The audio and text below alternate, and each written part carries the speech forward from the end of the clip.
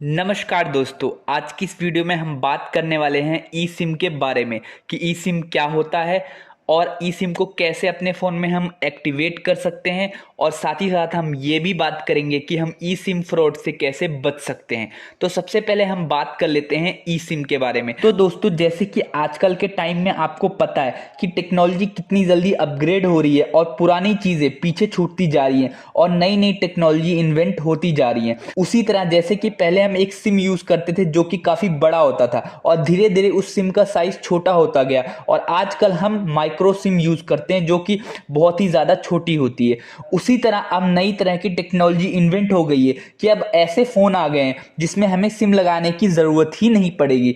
जी हाँ दोस्तों, उसी को हम कहते हैं ई सिम, जिसका फुल फॉर्म है इलेक्ट्रॉनिक सिम, या फिर हम कह सकते हैं एम्बेडेड सिम। इसका मतलब जब भी आप फ़ोन खरीदोगे तो जो वो चिप होती है जो हम अलग से लगाते हैं, जिसको हम सिम बोलते हैं, वो सिम पहले से ही फ़ोन में इनबिल्ट आएगी। हमें बस क्या करना होगा कि अपने नंबर को उसमें एक्टिवेट करना होगा, बस, और कोई काम नहीं। तो दोस्तों, जो ये ई सिम है ये रीराइटेबल है। रीराइटेबल मतलब कि हम इसमें बार बार नया नंबर लगा सकते हैं। जैसे कि हम सिम को बार बार निकालते हैं, दूसरी सिम लगा सकते हैं, उसी तरह वो जो इनबिल्ट चिप है ई सिम है उसमें हम किसी सॉफ्टवेयर या एप्लीकेशन के थ्रू, या फिर हम कह सकते हैं नए नए टेक्निक है, वो टेक्निक मैं आपको बताऊंगा, उसके थ्रू हम नंबर चेंज कर सकते हैं। कि जैसे हमारे पास दो सिम है, एक एयरटेल है एक आइडिया है, अगर हम नंबर चेंज करना चाहते हैं तो उसको हम चेंज भी कर सकते हैं। तो दोस्तों, अब हम ये बात कर लेते हैं कि ई सिम वाली फैसिलिटी किन किन फोनों में मिल रहा है। तो दोस्तों, ई सिम वाली फैसिलिटी अभी फिलहाल गूगल पिक्सल के फोनों में मिल रहा है।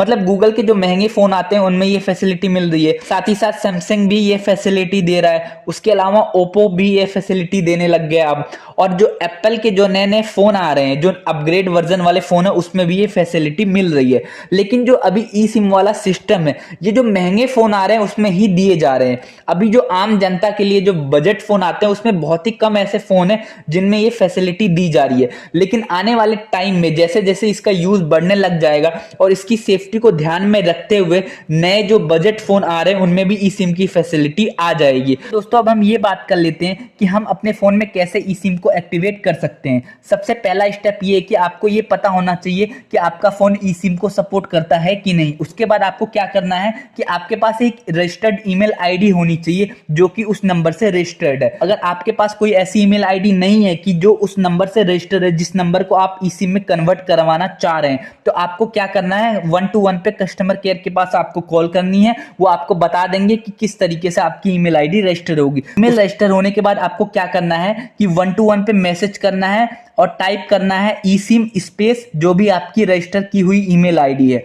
अब आप उसको सेंड कर दीजिए 1-to-1 पे। फिर आपके पास एक मैसेज आएगा जिसपे कंफर्मेशन का मैसेज आएगा। टाइप करके मैसेज सेंड कर देना, मतलब जो भी उसमें लिखा होगा उसी हिसाब से मैसेज टाइप करके आपको सेंड कर देना है। वो मैसेज इसलिए होगा ताकि कंफर्म करने के लिए कि आप सचमुच इस सिम में कन्वर्ट करवाना चाह रहे हैं कि नहीं इस सिम को। फिर आपके पास कॉल आएगा, आपसे कंफर्म किया जाएगा कि आप इस नंबर को इस सिम में कन्वर्ट करवाना चाह रहे हैं। उसके बाद आपको कंफर्म कर देना है। उसके बाद क्या होगा कि जो आपने ईमेल आईडी दी है उस पे एक मेल आएगा जिसपे एक क्यूआर कोड आएगा। उसके थ्रू आप क्या कर सकते हैं कि आप अपने सिम को इस सिम में एक्टिवेट कर सकते हैं। उसके लिए आपको क्या करना है कि जो वो ईमेल है वो आप अपने किसी दूसरे फोन में फॉरवर्ड कर सकते हैं, और जिस फोन में आप ई सिम को एक्टिवेट करना चाह रहे हैं उस फोन में आप सेटिंग में जाइए।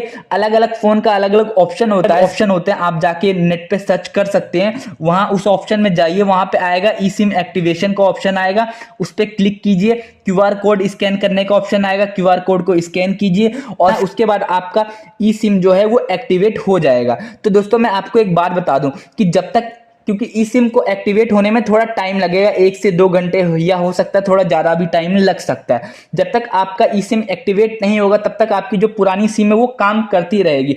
जैसे ही ई सिम एक्टिवेट होगा वैसे ही जो आपकी सिम है वो काम करना बंद कर देगी। अब हम ये बात कर लेते हैं कि कैसे फ्रॉड करने वाले लोग ई सिम का यूज करके हमारे साथ फ्रॉड करते हैं, क्योंकि हमें सही नॉलेज नहीं होती। अगर ये सारी चीजें आपको अभी से पता चल जाएगी कि ई सिम के थ्रू भी फ्रॉड होते हैं, आप इन सारी चीजों से बच सकते हैं। साथ ही साथ आप अपनी फैमिली को भी बचा सकते हैं। तो दोस्तों, जैसे कि आप लोगों को पता है कि कुछ साल पहले ज्यादातर हर किसी के पास कभी ना कभी किसी फ्रॉड करने वाले की कॉल आ ही जाती थी। जैसे कि कोई कभी एटीएम कार्ड नंबर पूछता था, कोई कभी ओटीपी पूछता था, कोई कभी आधार कार्ड नंबर पूछता था। बहुत अलग अलग हथकंडे होते हैं इनके फ्रॉड करने के। लेकिन अब ज़्यादातर लोग अवेयर हो गए हैं, ओटीपी के बारे में पता चल गया कि किसी को ओटीपी नहीं शेयर करना, ना ही एटीएम कार्ड नंबर किसी को शेयर करना। काफ़ी चीज़ें लोगों को क्लियर हो गई, जिस वजह से अब फ्रॉड करने वाले नए नए तरीके ढूंढने लगे हैं फ्रॉड करने का। अब जो नया सिस्टम आया है ई सिम के थ्रू, क्योंकि सबको पता है कि जो हमारे नंबर होते हैं वो हमारे बैंक अकाउंट से अटैच होते हैं और सारे ओटीपी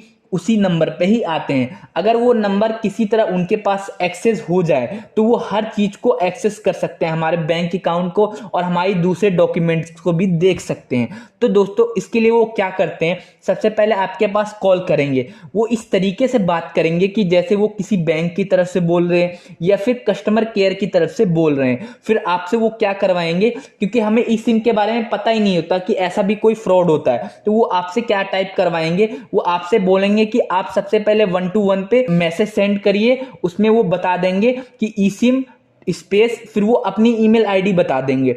वो ईमेल आईडी कुछ इस तरह की होगी कि लगेगा कि वो किसी कंपनी की ईमेल आईडी है। तो हम उनकी बातों में फंस जाते हैं और वो मैसेज सेंड कर देते हैं। उसके बाद क्या होगा, उनके पास एक ईमेल आएगा जिसमें क्यूआर कोड होगा। वो क्या करेंगे, उस क्यूआर कोड को एक्सेस करेंगे, स्कैन करेंगे और जो आपकी सिम है उसका सारा एक्सेस उनके पास पहुंच जाएगा और कुछ टाइम बाद आपकी सिम बंद हो जाएगी। आपको लगेगा कि शायद किसी फॉल्ट की वजह से आपकी सिम बंद हुई है या कोई और कारण हो सकता है सिम बंद होने का, लेकिन क्या होगा, वो सारा एक्सेस उनके पास पहुंच जाएगा और वो क्या करेंगे, उस सिम के थ्रू सारे ओटीपी ले लेंगे, सारे आपके बैंक की डिटेल ले लेंगे और साथ ही साथ जो